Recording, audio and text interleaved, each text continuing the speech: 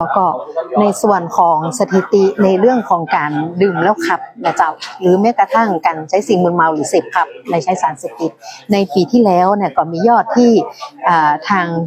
มีการถูกจับกุมแล้วก็ทางศาลใช้มาตรการในการคุมประพฤติเนี่ยยอดสถิติปีที่แล้วในการดื่มขับเสพขับเนี่ยอยู่469รายแต่ก็เป็นที่น่าสังเกตว่าในช่วงเทศกาลสงกรานต์หรือเมษาเนี่ยเจ้ายอดทะลุจนถึงทั้งหมดอยู่94รายนะเจ้าก็ถือว่ามาตรการเหล่านี้สำคัญสำหรับคนที่ดื่มแล้วขับนะเจ้าแต่ว่าที่สำคัญมากกว่านั้นก็คือว่าบุคคลที่มีการดื่มมากในปริมาณแอลกอฮอล์ที่สูงโดยเฉลี่ยเท่าที่ปีที่แล้วที่สังเกตนะเจ้าอยู่ที่250ขึ้นไปหรือ300อย่างเงี้ย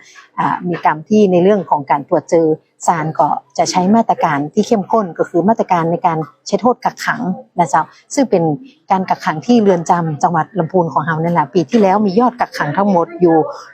104รายนะเจ้าในทั้งปีแต่ว่าถ้าเป็นในช่วงของเทศกาล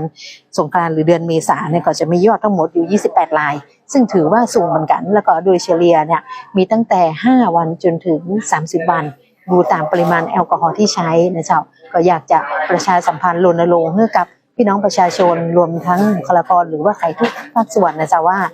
เราดื่มแล้วก็บ่ใช้รถใช้ถนนบังคับนอกจากจะเป็นเรื่องของข้อกฎหมายที่อาจจะมีโทษถึงขั้นกักขังหรือปรับที่ค่อนข้างสูงนะจ๊ะแล้วยังเป็นเรื่องของก่อให้เกิดอันตรายต่อตัวเองและก่อชีวิตทรัพย์สินของคนอื่นนะจ๊ะอาจจะถึงทำให้คนอื่นถึงแก่บาดเจ็บพิการหรือถึงแก่ชีวิตก็ได้รณรงค์ดื่มเมาเราไม่ขับจ้ะคุณเจ้า